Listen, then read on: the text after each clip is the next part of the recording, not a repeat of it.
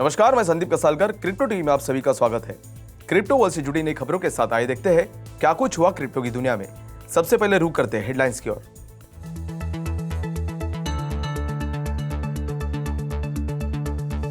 Three arrow capital कर रही है इंसॉल्वेंसी का सामना। फेड मीट के नतीजों से पहले क्रिप्टो करेंसी में देखने मिली गिरावट। विड्रॉल से रुकने के बाद बिजनेस रीस्ट्रक्चर करने के लिए सेल्सियस ने हायर किए लॉयर्स। ईथर ने थ्री एरो कैपिटल और सेल्सियस के लिए लोन एक्सपोजर से किया इनकार।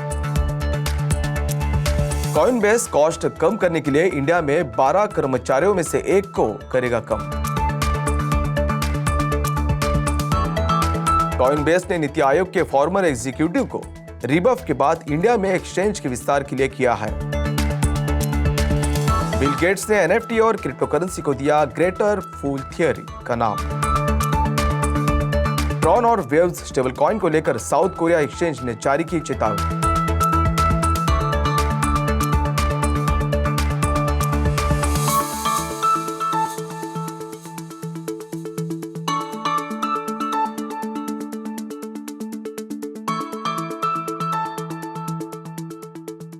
अब देखते हैं खबरें विस्तार से। थ्री एरोज कैपिटल दुनिया के सबसे बड़े क्रिप्टो करेंसी हेज फंड में से एक रिपोर्टेडली लिक्विडेशन में से कम $400 मिलियन खर्च करने के बाद दिवालिया होने का सामना कर रहा है। थ्री ऐसी साइट पर इन्वेस्टमेंट के रूप में ETH, SOL और ल्यूना जैसे टोकन्स का नाम लिस्टेड है।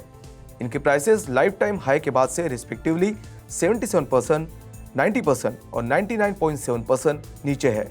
ऐसे में इस हफ्ते थ्री एरोज कैपिटल ने पोटेंशियल लिक्विडेशंस से बचने के लिए आवे जैसे डीफाई प्लेटफॉर्म्स पर क्रिप्टो एसेट्स को टॉप ऑफ फंड में मूव करना शुरू कर दिया है। इथेरियम की कीमत $1000 के करीब गिरने वाली रिपोर्ट के अनुसार एक्सचेंज प्लेटफॉर्म पर लॉन्ग और शॉर्ट पोजीशन में लगभग $81 मिलियन का लिक्विडेशन किया गया था।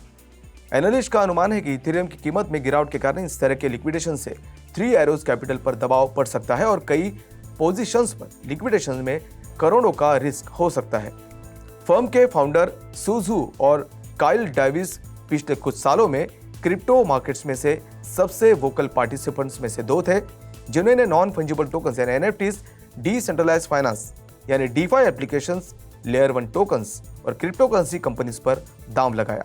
फेडरल रिजर्व पॉलिसी मीट के आउटकम से पहले जोखिम से बचने पर बुधवार को एक ब्रीफ रिबाउंड के बाद क्रिप्टो करेंसी में गिरावट आई, जबकि इंट्राडे हाई $22,729 की तुलना में $20,300 के करीब ट्रेड करते देखा गया था।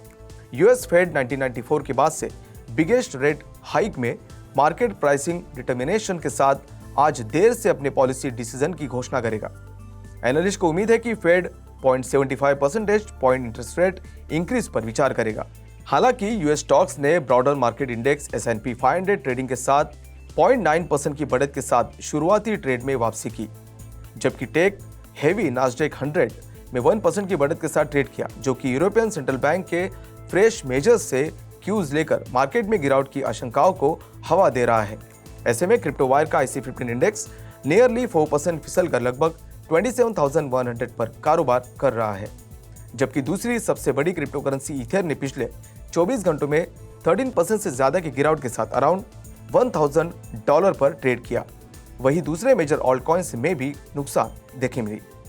वॉल स्ट्रीट जर्नल ने बताया कि crypto lender Celsius network LLC ने अपनी बढ़ती फाइनेंशियल प्रॉब्लम्स के पॉसिबल सॉल्यूशंस पर एडवाइस लेने के लिए law firm Akin Gump Strauss Hauer and Feld LLP से बिजनेस को रिस्ट्रक्चर करने के लिए लॉयर्स हायर किया है।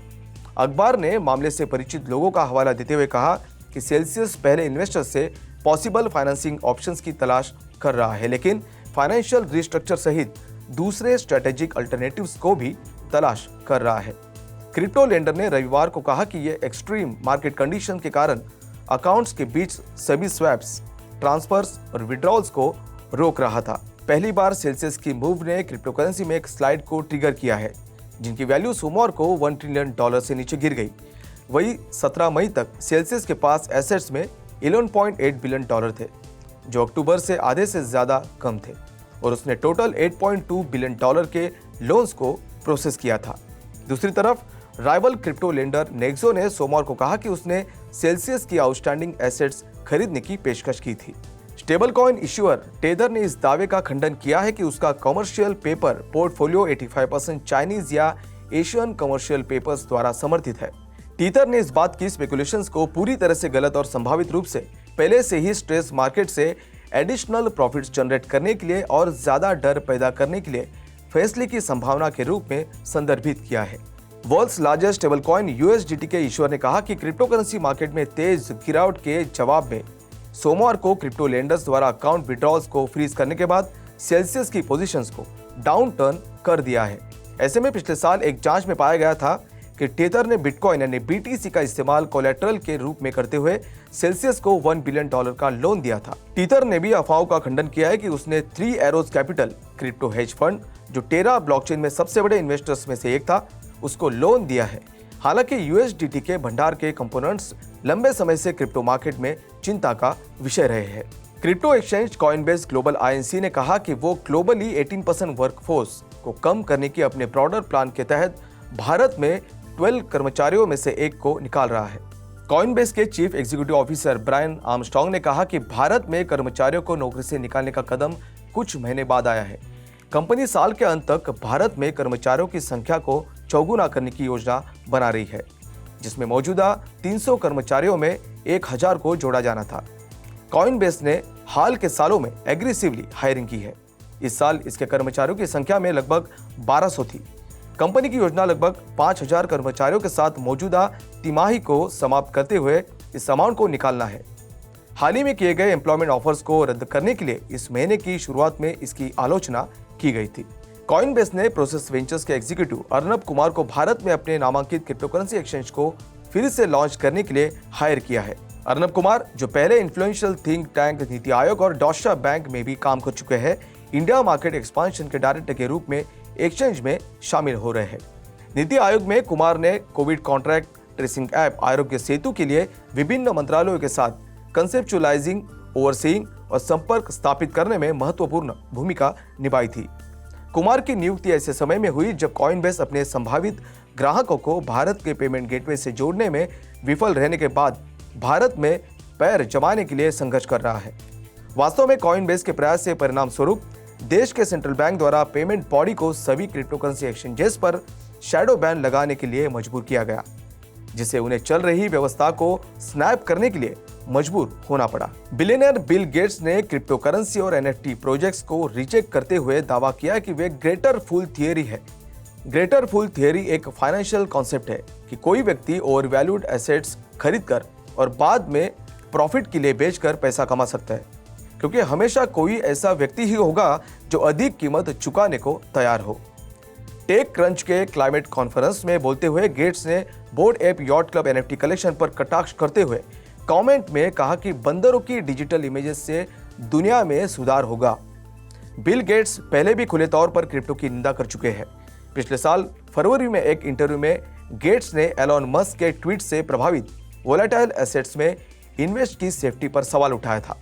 गेट्स की कमेंट क्रिप्टो मार्केट के रास्तों में आते हैं, जिसमें बिटकॉइन अपने हाईएस्ट वैल्यू से 70% से ज्यादा नीचे गिर गई है।